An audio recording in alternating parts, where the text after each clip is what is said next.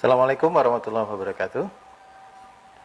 Sahabat pemirsa sekalian, alhamdulillah kita bertemu kembali dalam bincang aktual bersama tokoh senior kita, Bapak Dr. Andes Abdi Sumaiti LC.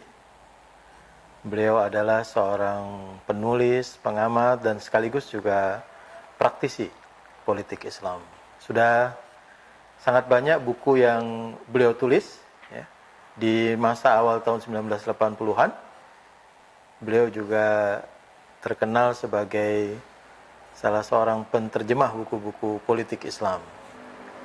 Dan sekarang pada era tahun 2000, beliau menulis buku berdasarkan pengalaman nyata, salah satunya tentang politik tegak lurus, ya, bagaimana menjaga moralitas di dalam politik. Terima kasih, Ya, Pak Abdi Sumaiti sudah hadir bersama kami di sini. Ya. Kita menyaksikan fenomena yang menarik ya akhir-akhir ini, ketika anak-anak muda kembali bangkit partisipasi politiknya. Ya. Anak SMA, SMK, dan penggemar musik Korean pop katanya ikut turun ke jalan. Ya. Sebenarnya bagaimana kondisi masyarakat dan kaum muda sekarang dalam pandangan? Ya. Ya, terima kasih. Assalamualaikum warahmatullahi wabarakatuh. Waalaikumsalam warahmatullahi. Jadi sebenarnya fenomena yang tampil sekarang ini, baik di kalangan para remaja ataupun di kalangan para pemuda yang berkaitan dengan masalah-masalah politik, merupakan fenomena umum di dalam sejarah politik dan sosial kemanusiaan. Ya, tentu saja salah satu faktor utama yang memicu tampilnya beberapa remaja, anak muda ya, untuk tampil bergerak dalam bidang politik seperti demo yang sekarang marak, anak-anak SMK dan lain sebagainya kan sekarang. Itu ya tadi seperti bukan adanya faktor kegelisahan melihat fenomena politik yang tidak jelas sekarang ini, mau ke arah mana di Indonesia ini.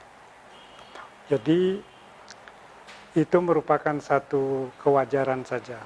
Secara pengalaman misalnya, dulu juga waktu tahun 65, saya itu masih SMA kelas 2. Di Yogyakarta waktu itu di Serang. Oh, di Serang. Di Serang. Tetapi kemudian saya mimpin untuk Kabupaten Serang untuk demo di Jakarta. Padahal ke Jakarta saja jarang waktu itu. Nah, pas meninggalnya syahid almarhum di Menteng itu siapa? Ikhwan Ridwan Rais.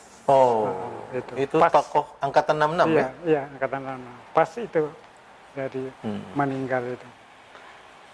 Nah, jadi artinya fenomena yang muncul ini merupakan satu sikap positif ya dari teman-teman remaja dan para pemuda untuk menyuarakan kebenaran di dalam rangka sudah barang tentu untuk menjaga NKRI ini agar jangan sampai hancur, kira-kira begitu. Naik apa waktu itu dari Serang ke Jakarta? Naik truk.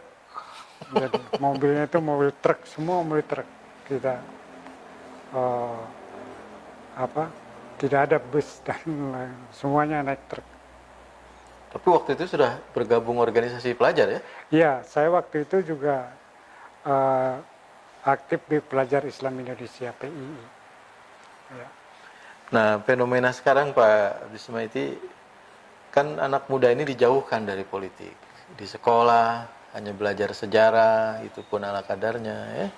Mahasiswa juga tidak boleh, bahkan beberapa kampus juga melarang. Sebenarnya pendidikan politik apa pentingnya buat kamu? Iya, justru itu. Saya kira urgensi pendidikan politik itu justru untuk meluruskan gerakan-gerakan mereka, baik secara gerakan fisik atau yang sifatnya pemikiran. Bahkan sangat negatif justru kalau mereka dijauhkan dari pendidikan politik. Maka terus terang saya berpandangan bahwa pendidikan politik itu termasuk juga harus diberikan pada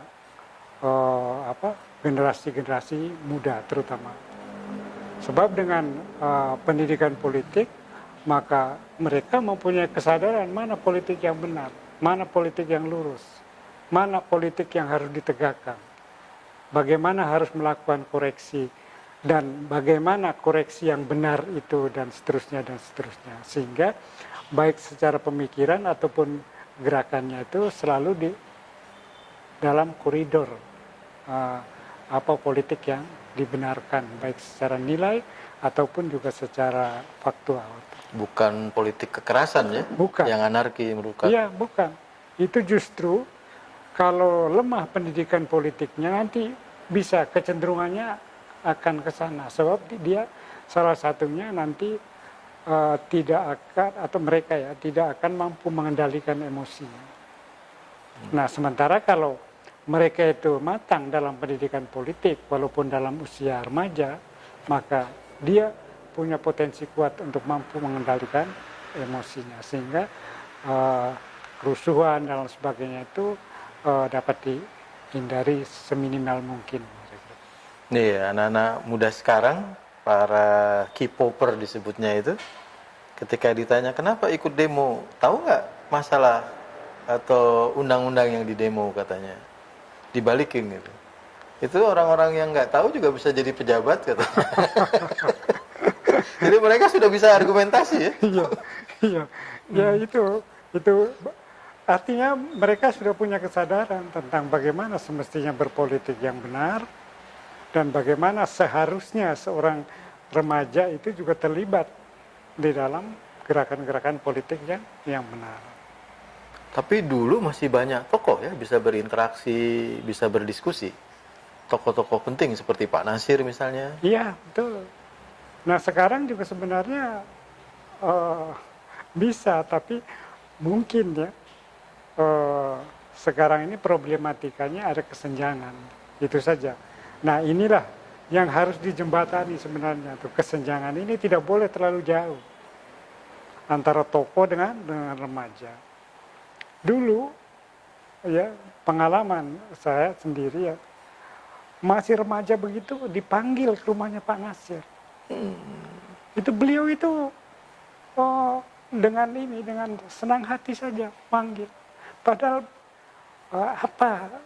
secara kualitas dan kuantitas juga ininya. Tapi mungkin beliau punya harapan-harapan dan lain sebagainya. Nah, maka ya ini pengalaman pribadi ya. Saya kira betul. Jadi kesenjangan ini harus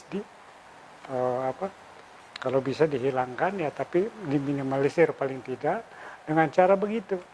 Tokoh-tokoh juga mudah didatangi, mudah misalnya berkomunikasi dengan yang lain-lain sebagainya.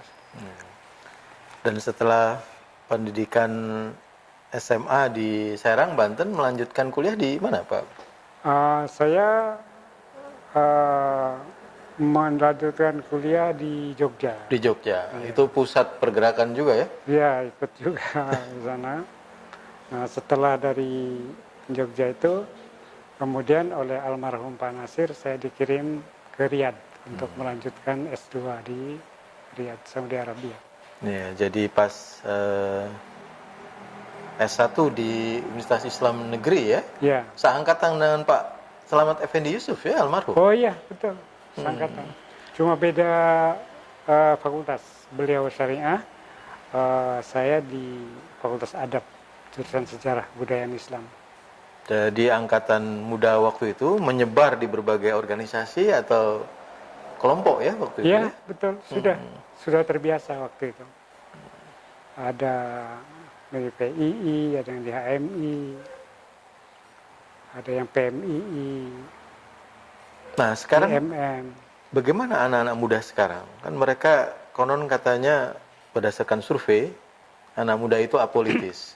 Cuma mikir sekolah atau kuliah, mau cari kerja katanya, selesai kuliah mau bikin startup gitu. Gimana supaya mereka bisa dikelola tadi? Nah, itulah saya kira pertama ya peran organisasi-organisasi pelajar dan organisasi mahasiswa.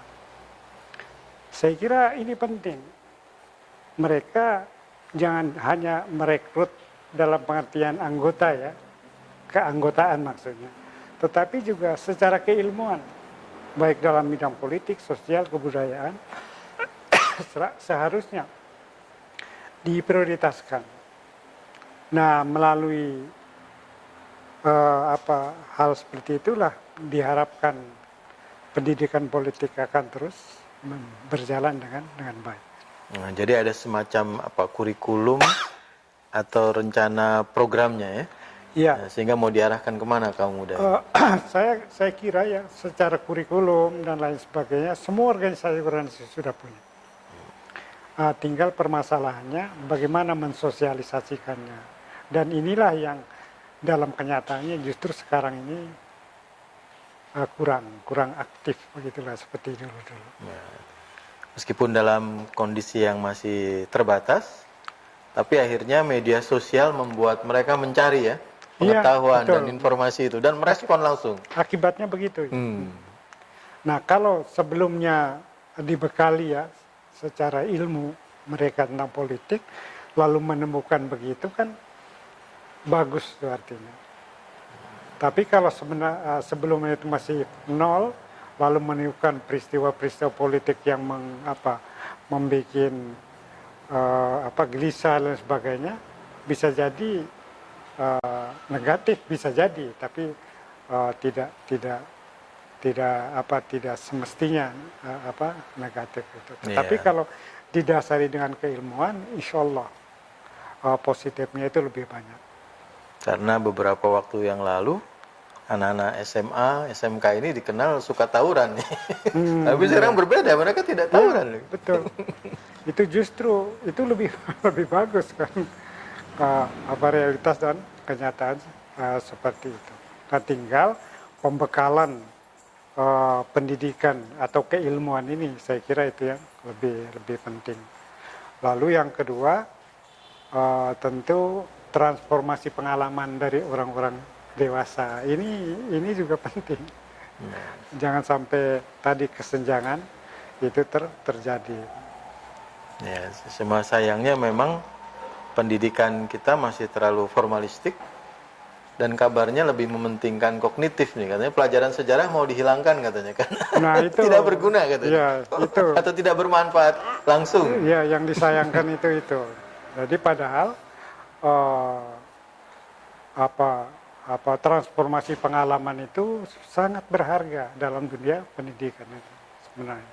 Sehingga dengan demikian yang mereka dapat bukan sekedar transformasi pengetahuan, tetapi juga transformasi pengalaman.